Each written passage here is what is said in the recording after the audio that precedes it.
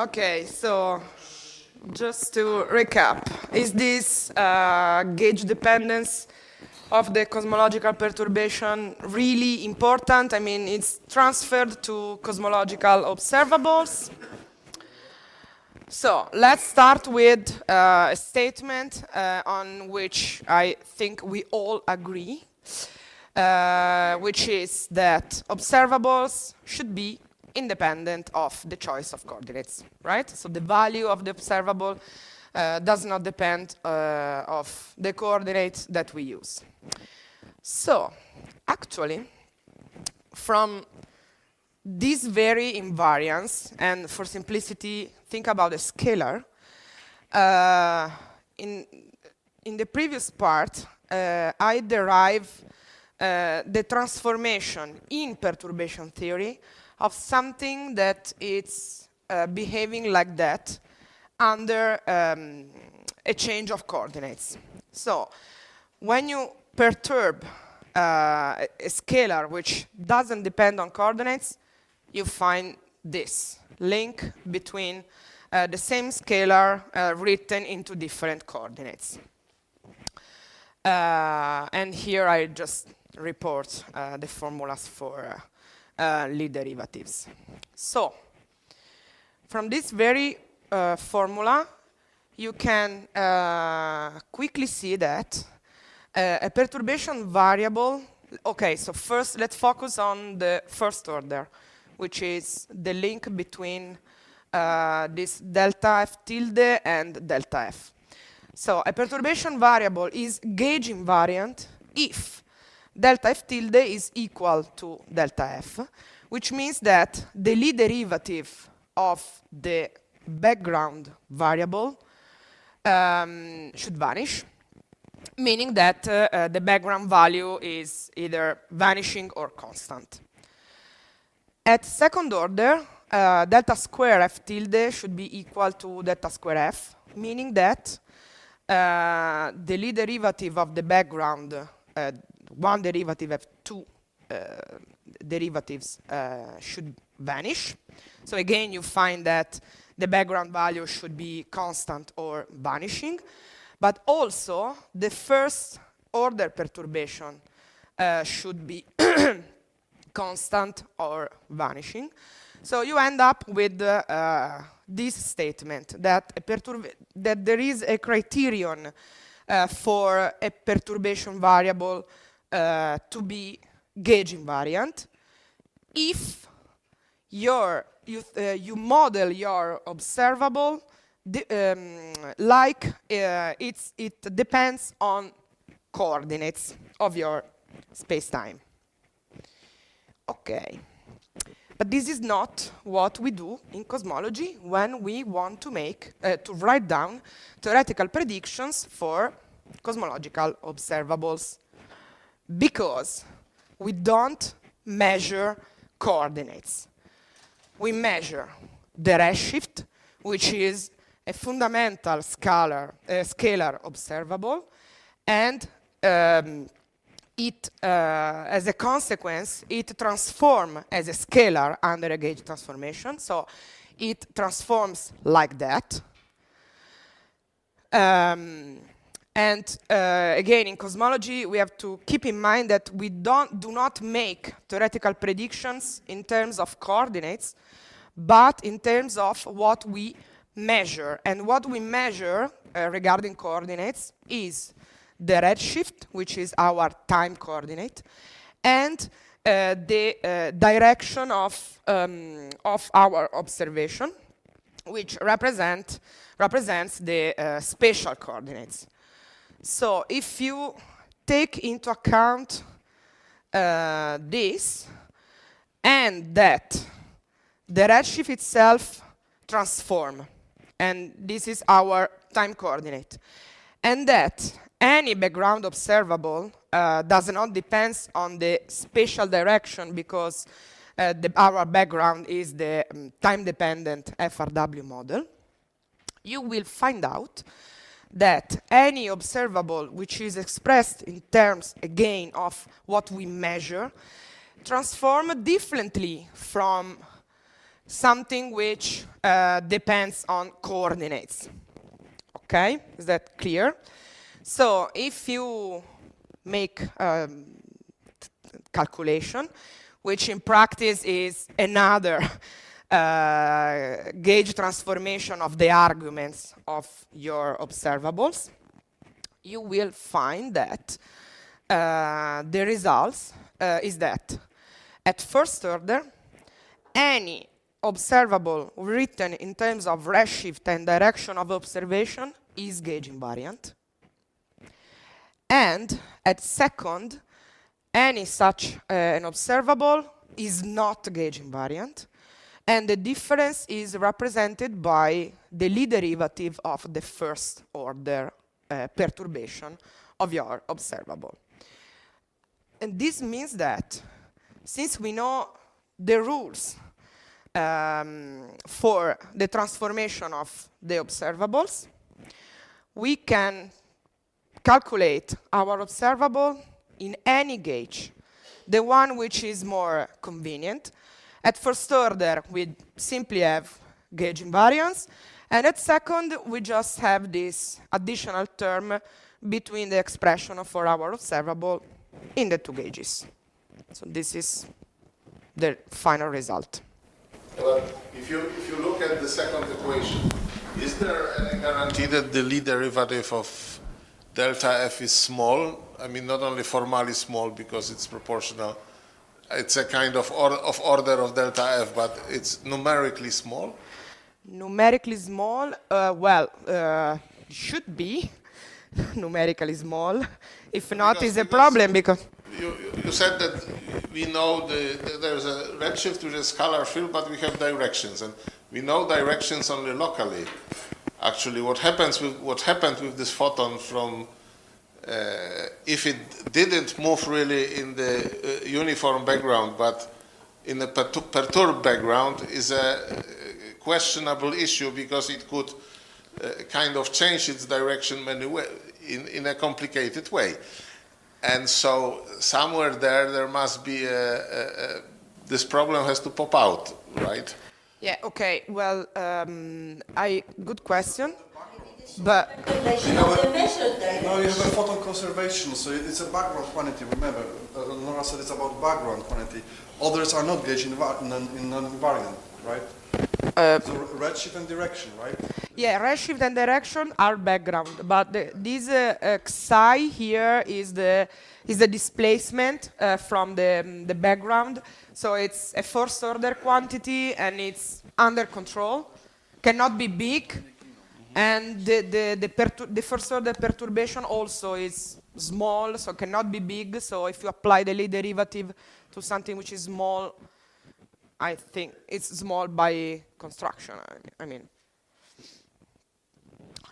Okay, so given that we can perform our calculations in any gauge, I will now turn to the last part of my talk, which is based on this paper, which I wrote with Cornelius Ramph, in which we obtained the most complete results on the evolution of relativistic perturbation theory up to second order. And I will be more precise about our results in a bit. So, just to summarize again what our model and our goal is. So we want to characterize the full evolution of cosmological perturbation. And in our paper, we used relativistic perturbation theory for all the three steps. So just a few words about the primordial perturbation, which is set at the end of inflation. And according to the standard paradigm, primordial perturbations are almost Gaussian and almost scale invariant, but there are many models of perturbation. It means that you just need standard Gaussian statistics to fully characterize the power spectrum of the perturbation.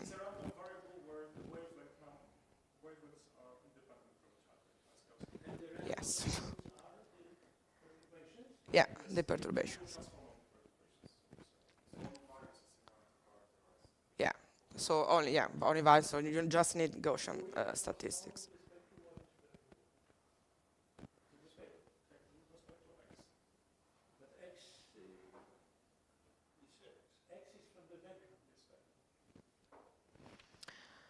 Okay, the transverse function describes the evolution between the radiation era and the early matter era, and this epoch of the evolution of the perturbation is complicated by the fact that matter, cold dark matter, is tightly coupled with photons. So there are many techniques to solve the coupled system of Einstein-Boltzmann equation. Cold dark matter.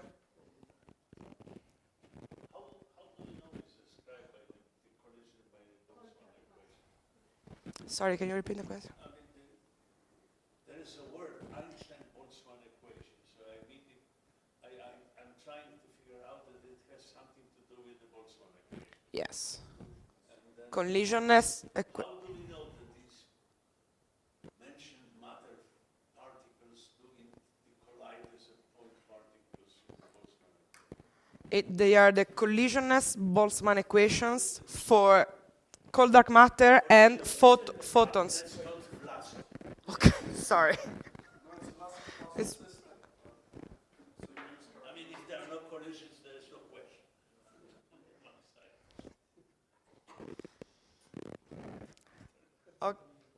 okay, so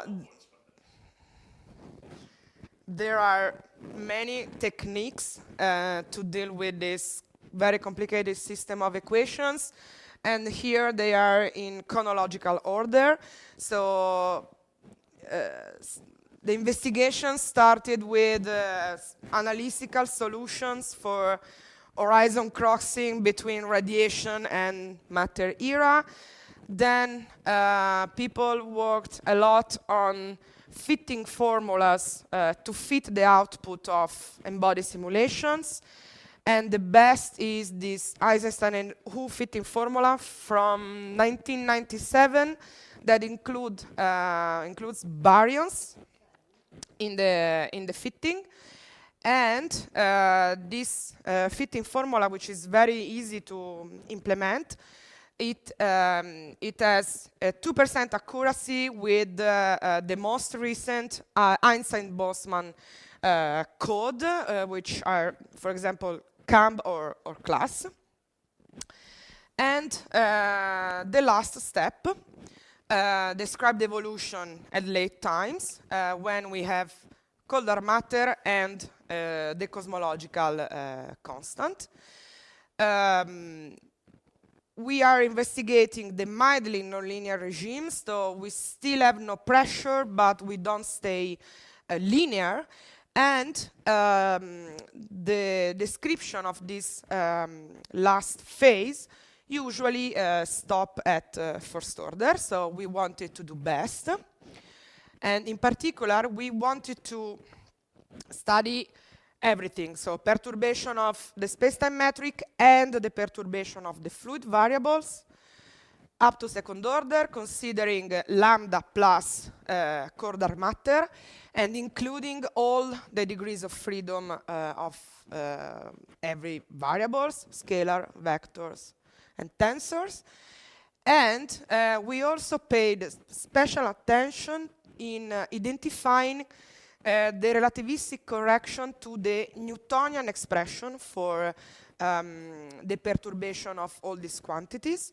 So, as a consequence, we choose to solve Einstein equations in gauges with a Klein correspondence with Newtonian gravity. Why we complicated our life so much going to second order? Because solving Einstein equations at second order is required, again, for higher order statistics, for precision cosmology, in galaxy clustering, lensing, and other observables. How we did that? Very briefly. So we were able to solve the Einstein equations in a gauge which represents the Eulerian picture of dynamics.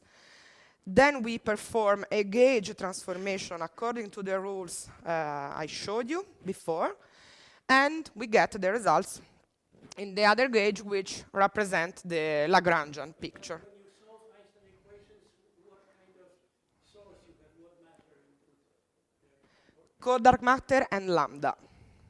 And you have, so you have an analytic solution, Yes, we have. which is different than other analytic. Yes. Well, the situation was worse previously. There were no analytical solution for Einstein's equation for lambda and dark matter. Will you show these solutions? Yes, of course. Yes, of course. Yes, just wait. Okay. So these are the gauges we used. Just to recall, the synchronous comoving corresponds to the Lagrangian picture, and the Poisson gauge corresponds to the Eulerian picture. So we started with solving Einstein's equation in this gauge. Okay, before our paper, in the Poisson gauge, there were formal expressions for the metric variables, and with formal, I just mean that the solution were written in terms of green function of the differential equation and stuff like that, so there were no actual explicit solution. Yeah, because you have a second order time equation in time. Yeah. So formal expression, just, okay, the solution is this, but there was no explicit. And there was no explicit time dependence for all the second order quantities, but still it was possible to write the formal solution of the equations, because in the Poisson gauge, the equations, Einstein's equations are more simple. But in the other gauge, in the synchronous comoving, the situation was even worse, because only approximated solution for the two second-order scalars in the metric and just the density were known, but they were approximated. And there were no solution at all for vector and tensor modes. So we were able to find explicit solution for everything. All the degrees of freedom in the metric, and all the fluid variables, density and velocity, in both the two gauges. Actually, we consider also a third gauge, but I will not, and we found again the complete solution for everything, but I will not talk about this now, just these two. Okay, so how we did that? This is a recap from the first order Einstein's equation in the Poisson gauge, which is the gauge in which we started. So we assume that vectors and tensor perturbation at first order are vanishing. The vector perturbation we assume that are vanishing because they only have a decay solution in time, and we are interested here in the dynamics on late time. And we also assume that the tensor perturbations are vanishing because at first order they don't couple with the matter, with evolution of the matter. So this is very standard. So you will end up with two equations because you have fixed the gauge and you just have two scalars. So the time component of the Einstein equations tells you that these two scalars are equal, and the trace of the space component is this equation here. Which is an evolution equation. The dot is the time derivative. H is the Hubble parameter. Lambda is the cosmological constant. And A is the scale factor. So this equation admits an analytical solution, which is written like that, where D is the growing mode of the equation for the density contrast in Newtonian theory. The equation for D is this one, and the analytic. Yes, it's the linear scalar perturbation, which are the only perturbation we consider at linear order. So, and f naught is the some initial value of the initial condition that it's known. So the function d is in turn solution of this equation here, where h naught is the Hubble parameter today, and omega m naught is the matter parameter today, which are known numbers from the experiments. So this equation admits an analytical solution, which is given by this integral. And this integral, in turn, is given by this special function, 2f1, which is the hypergeometric. What is the form of H assumed here? The form of H, well, H is given by the cosmological parameter and the redshift. So you have an analytic Yeah, we have an analytical formula for H. Sorry, it's just very, yeah. Yes. Sorry, I didn't report it. It's very standard in cosmology, so I forgot.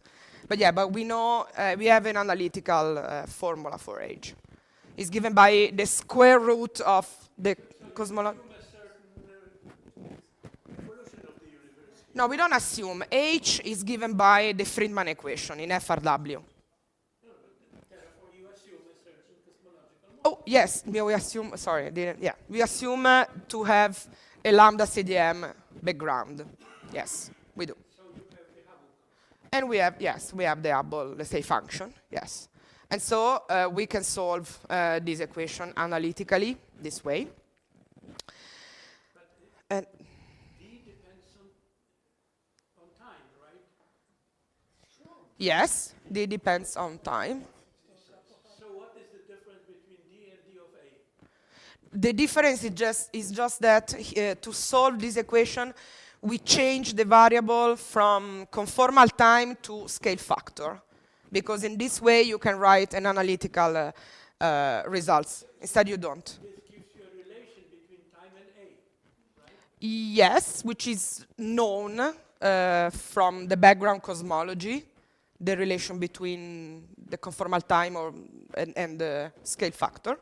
It's just a change of variable that allows us to analytically solve this equation instead of numerically, which is what was done before. Okay, so we fully characterize the solution for the first order scalar, and we also pointed out that this scalar, which is the perturbation in the space-time metric, is identical to the Newtonian gravitational potential, which you find by solving the Poisson equation. So this is what happens at first order PT. At You solve Einstein equations, you really solve this truncated model very much. we solve this and this. One function D, Yes. and you call it Einstein equation. Well, we have just scalar perturbations, so which are the same, so one unknown, and this is first order. Let me go on. But actually, the novelty is that our solutions are so simple, which we can imagine that. Wait. Even it is not a function, but just a number depending No, D is a function No. of D. This is a function. but it's a function of time, of course. But not a function Of course, there's no spatial dependence. No, because from the structure of this equation, which only contains time derivatives and no source term, is equal to 0, is homogeneous, you can split, you can factorize your solution in full generality. So at first order, one unknown, this phi 1, one analytical solution, this D. At second, the situation is more complicated, and here I will just tell you a bit more about the calculation involving scalars, because vectors and tensors are more complicated, but we did it. So the evolution equation for the scalar in the space-space component at second order is this one. So you can notice that the form is the same as at first order, but this time we have a source term. But because of the form of this source term, which, let's say, in practice is factorized in different forms of the space-dependent dependence, and because of here only time derivatives appear, in full generality, you can write the solution this way, with different time coefficients, B1, B2, B3, and B4, for the different parts of the spatial dependence of in the source term. And we have 4 different forms, plus the initial conditions that are known. So, yes, but this source term contains separate contribution. With But at the end you only need S. sorry, they? At the end you only need S to solve the equation. Yes, but with S, looking at S as a full function, you cannot do it. So since we here just have time derivatives, we are allowed, and S is made actually this way. X is a parameter. No, S is a function containing. Yes, but phi 2 depends only on the parameter X. There's no derivative with respect to X. No, It's a label. Yes.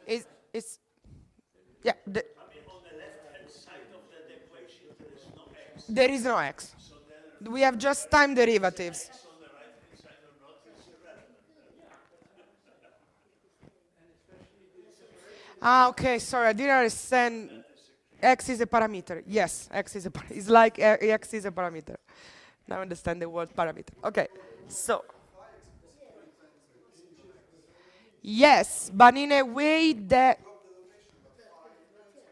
Yes, of course, but you don't have the spatial derivatives there. If you solve it, then phi depends on X, so that's trivial. X is a parameter. Here, yes, X is like a parameter because you don't have in the equation spatial derivatives.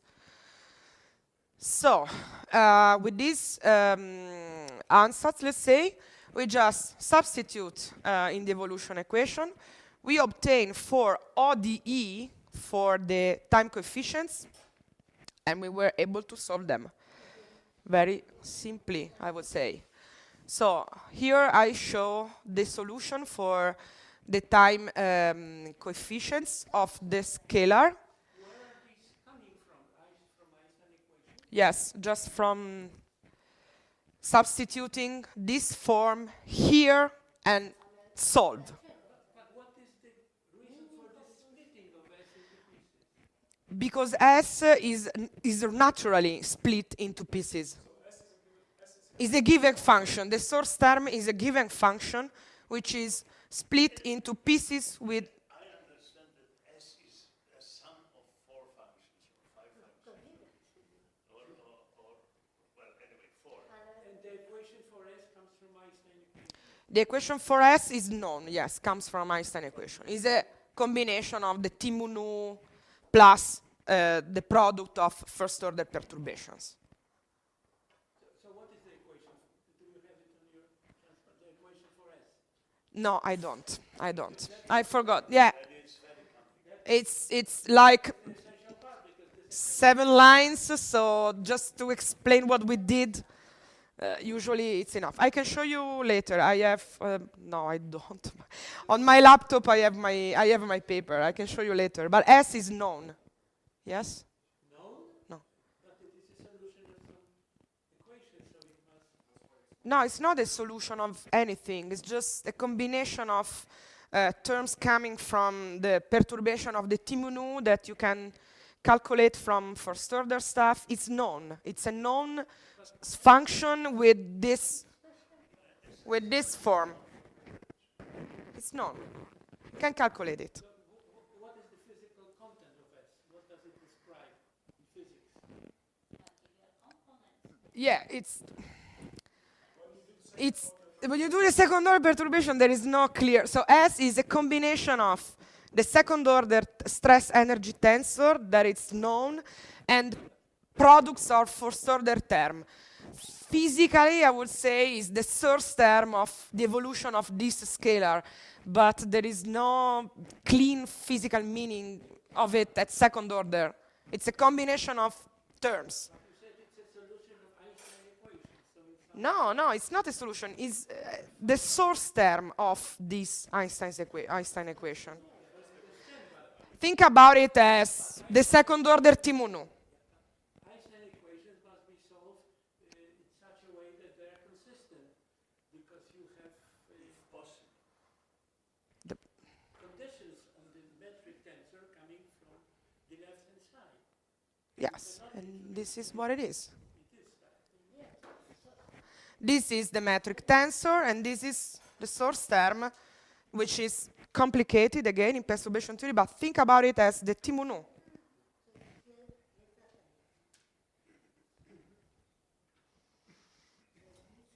I can show you later what S is. Okay, so these are the solution for the time dependence of our metric variable, which we found by solving this for ODE in time. And well, as you see, they look incredibly simple because we just have two functions there. The first order growing mode D that we saw at first order, and this other function F, which is a known function. It's the second order growing mode of the Newtonian trajectory, where Q is the initial position and X is the evolved position. And to our knowledge, there is no analytical solution for F this time, only for D, but you can solve for F numerically. So you can find a solution. And the other quantities appearing here are the initial conditions and H naught and the matter parameter today. So everything is known here. And we were also able to isolate in the full expression for the second order scalar in the metric the part that we call Newtonian, because this combination here is only a part of the full GR solution, but it's identical to the Newtonian gravitational potential, which you find by solving the Poisson equation. So, doing the same tricks for vectors and tensors, this is our final result for the metric tensor and the matter density contrast, in which in blue I highlight the part that comes from the Newtonian treatment. So here, this combination is the Newtonian gravitational potential, and this combination is the Newtonian density contrast. All the rest comes from GR. And, well, people familiar with perturbation theory will for sure agree with me that these expressions are incredibly simple and compact. And again, we just have H naught, the matter parameter today, and two known function of the time. What is what? These are the tensor perturbations, too long to write down in just one slide.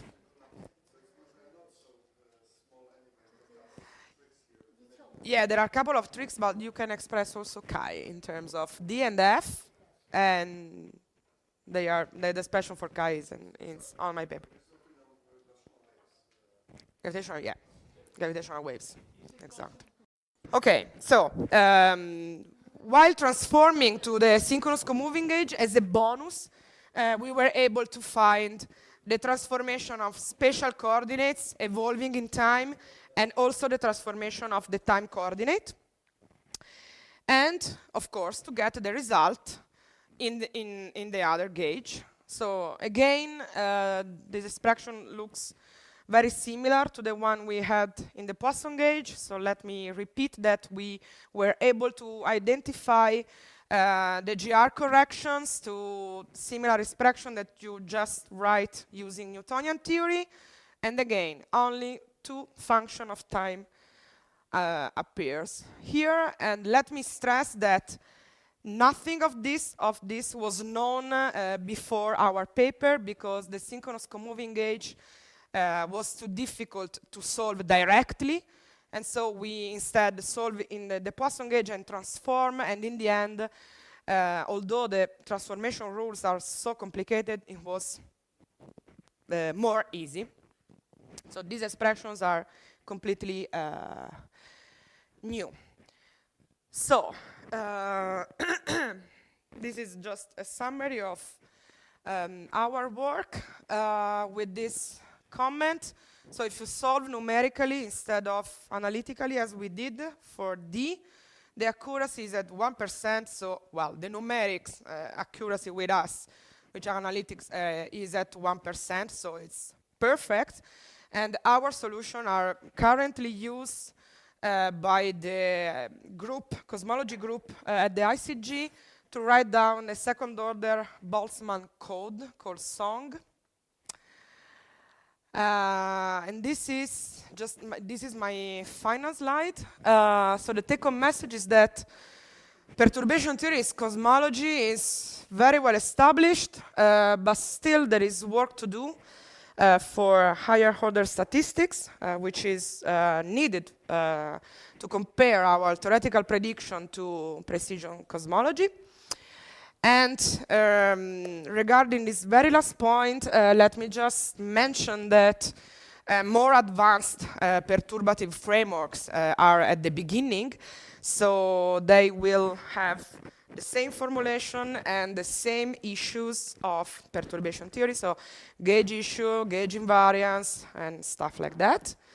So we are building in our theory for structure formation, let me say, many different techniques with different levels of accuracy. And let me just conclude by saying that we have no final answer. No one is the best. It just depends on what you are doing.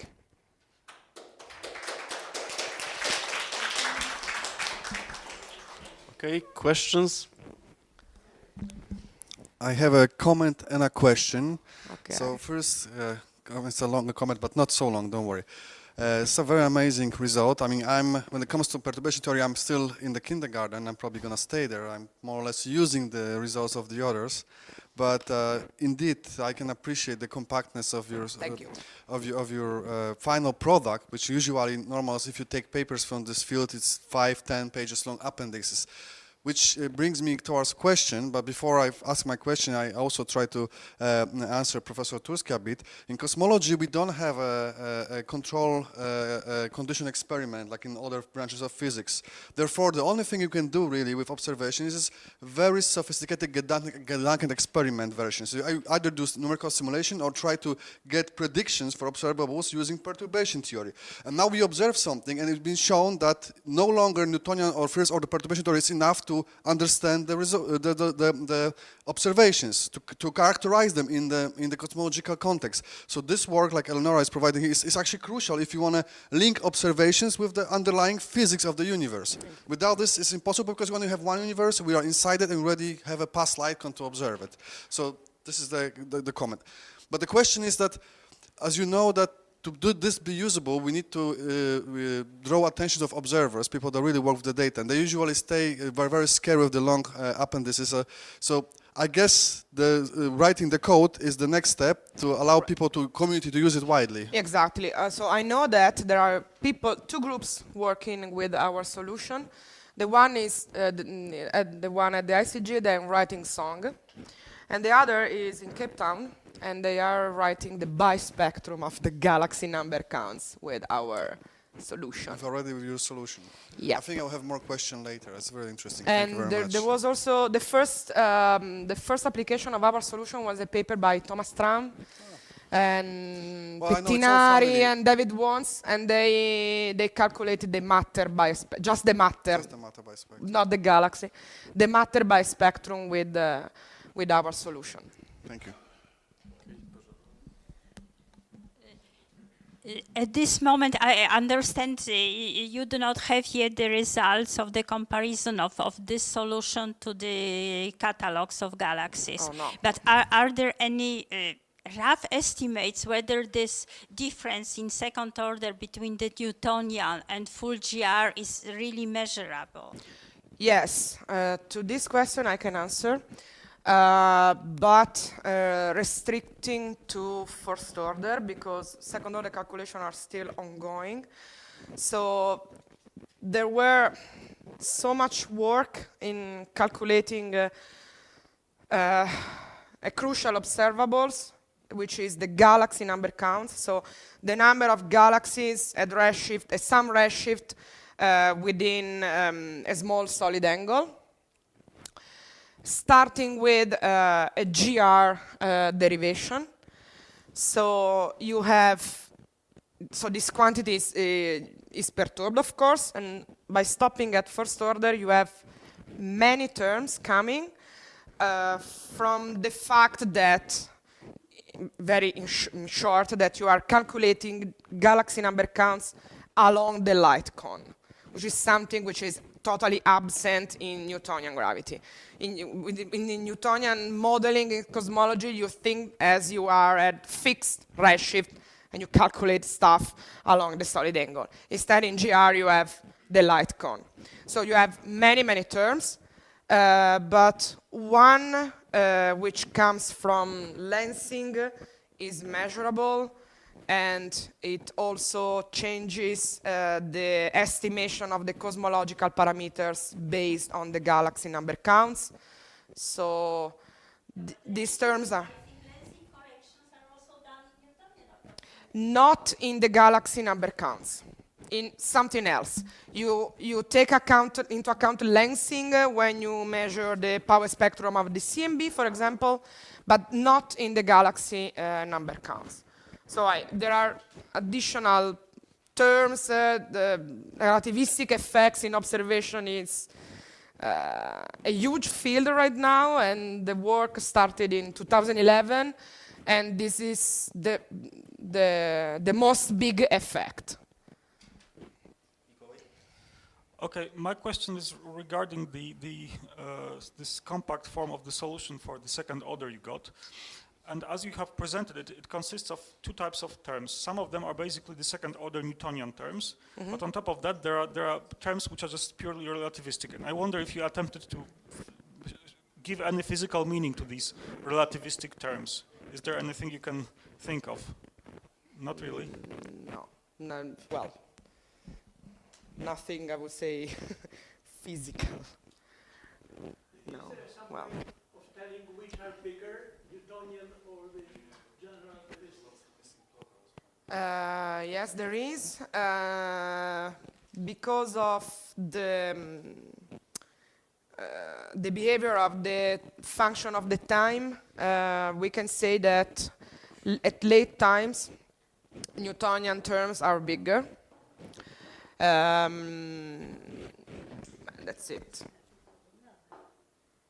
I mean, it's quite obvious otherwise Yeah, we it's- didn't have any cosmology obvious. until this solution would be derived. But of course we have been doing cosmology. Newtonian terms dominate, so these are always very small corrections, but they become important at the era of precision cosmology.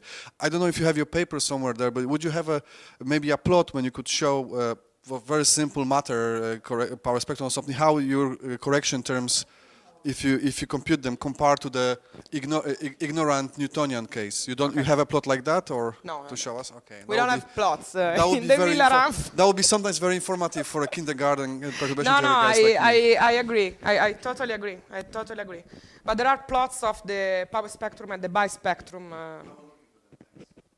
The paper is from Okay. 2017, I think. More questions? Is there any size parameter here that makes a difference between Newtonian and the GR corrections? Some parameter that tells which comes from where and which? No, it's not a parameter. I mean, no. I can distinguish the Newtonian terms because I know the form, I know that f, the function f, and d square is involved, and d at first order, but no parameter. Well, there were attempts to apply the post-Newtonian approximation to cosmology, which involves a parameter. So, but here we didn't look at some parameter. We just look at the solution of Newtonian equations and identified various terms. But I think that this can be recasted in a post-Newtonian framework. Yes, but I don't see why not.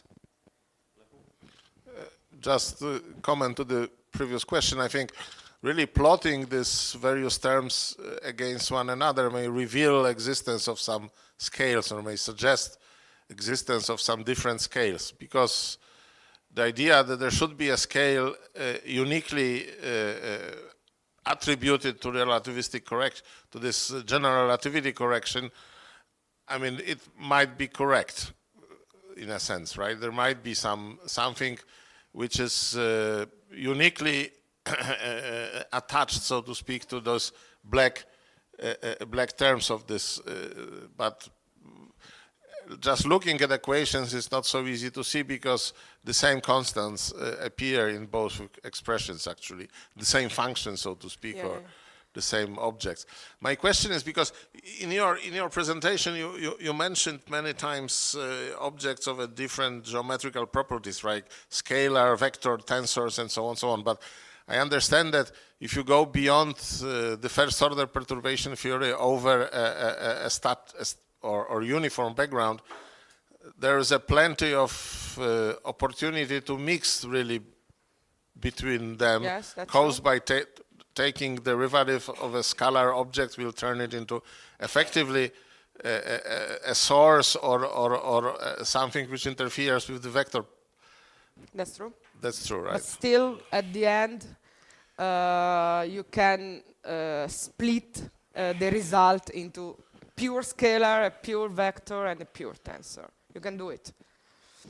Yeah, but The order in makes each set you will have contributions from in vector part you will probably have contributions from derivative of scalar or something Yeah, like yeah, that. and the opposite is also true. Scalars received contribution from vectors and also from tensors. So all the degrees of freedom are mixed. Yeah, sure. Okay. Do we have any other questions? So maybe I will ask the last one. So during your talk, you mentioned a few times something called gauge invariant perturbation theory. So why you are not using it? Because it has a Because quite it's appealing name. I know. From a theoretical point of view, it's tempting. I totally agree, but it's impossible to solve So- Einstein equation. Okay, so you cannot repeat this kind of calculations using this approach. Okay, No. so perhaps you Too should. much. Too much complicated. And again, let me stress that we prefer to use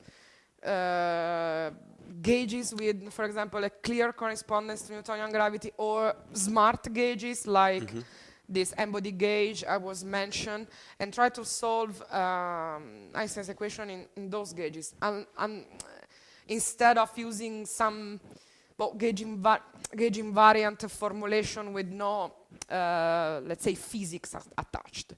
And also, the equation in terms of the gauge invariant variables are impossible. Okay, thanks. But I agree that it's tempting Yeah. from a theoretical point of view. So if we don't have any questions, let's thank Eleonora once again.